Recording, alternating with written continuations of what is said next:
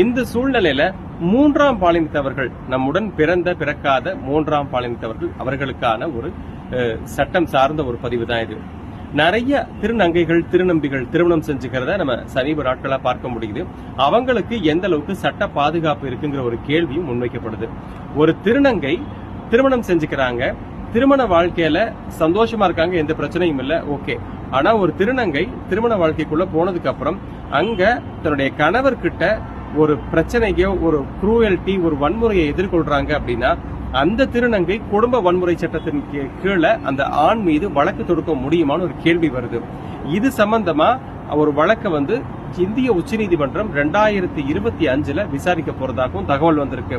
திருநங்கை பெண் என்ற வரையறைக்குள் வந்துட்டாங்க அப்படின்னு சொன்னா தாராளமா டொமஸ்டிக் வயலன்ஸ் ஆக்டின் கீழே வழக்கு தொடுக்க முடியும்.